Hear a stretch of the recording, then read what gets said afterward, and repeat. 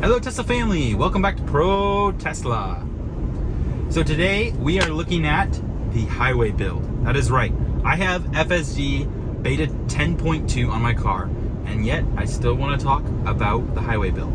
So this is the first time my car is driving radarless. That is right, Tesla has chosen to disable the radar. Everybody's like, oh, you should put LiDAR on, there's no way they'll get to full autonomy without LiDAR.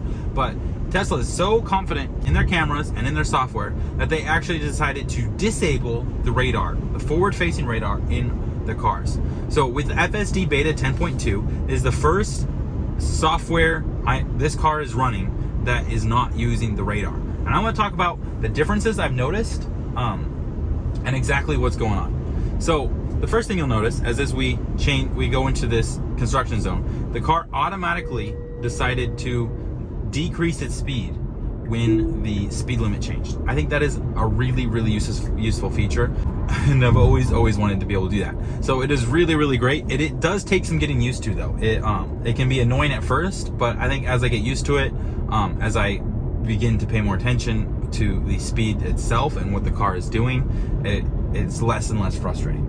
Next, when you are driving and you have a information sign that is blinking, the car in my previous build would always slam on its brakes as if there was a red light coming up.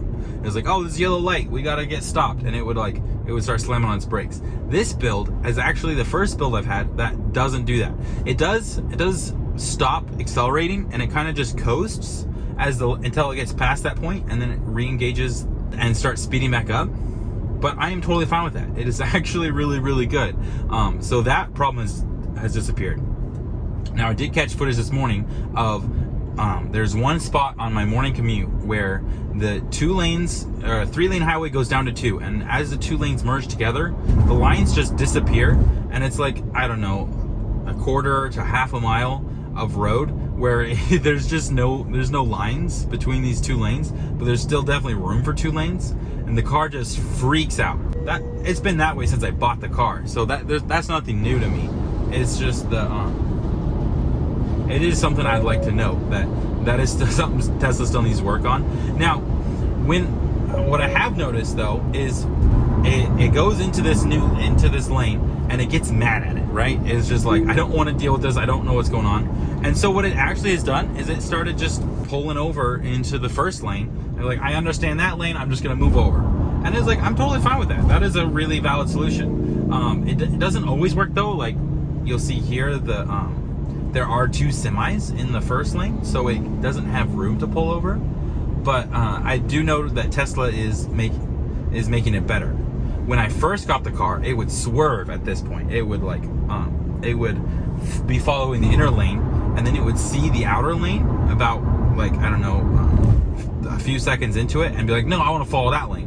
And it would start swerving towards the outer lane, and they'd be like, wait, no, I want to be in the inner lane, and it starts swerving back and forth really hard. This one does swerve a little bit, but it is manageable. The only thing that irritates me about it is the flashing. But as noted, it's easily fixed by just pulling into the first lane. The other thing I've noticed about highway driving on this build of FSD is it is so smooth, like when someone cuts you off. So before, if someone was pulling from the 3rd lane here into my lane, the car wouldn't really recognize it until they were at least halfway over the line. And when it did recognize it, it didn't react very well. It was harsh and abrupt. So it would instead of just like letting off the gas and just like coasting a little bit, it would like slam on the brakes, and it was very irritating. So if I did see on the previous build, if I did see someone pulling over, I would actually just disengage FSD and take it by myself. And handle the merge by myself and re-engage at the end. But I've noticed with this build that it can actually detect when people are pulling over a lot sooner, either via the blinker or just by the direction of their wheels, and it actually reacts sooner. But not only that, the reaction is way smoother, so it handles it like a champ. It is completely fine letting the car get closer to it and just letting off the accelerator and just coasting until the distance it prefers, until it's back to the distance it prefers, and then it just continues on like nothing even happened.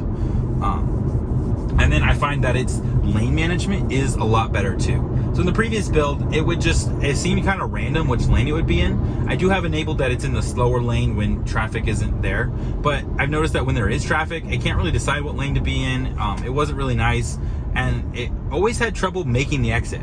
It would be in the wrong lane for far too long, and when I went to get this exit here, it would miss it because there would always be someone in the way. Now this build here, the previous build would go around this corner way too fast. This one here, I think it goes a little too slow, but that could also be because I turned the Mad Max off. But that's super comfortable. I don't feel like I need to change it to be safe, and it is just way more smooth.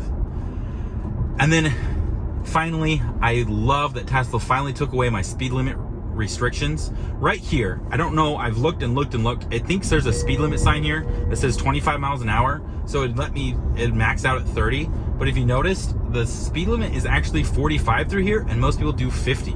So I'm actually doing 50 right now. Up ahead, it goes down to a 35, so I'll actually just start working it down. So those are my thoughts on the highway build. I know a lot of people on Twitter was saying like they couldn't tell the difference, but I do most of my commute on the highway, so this is actually my favorite thing about the FSD beta so far.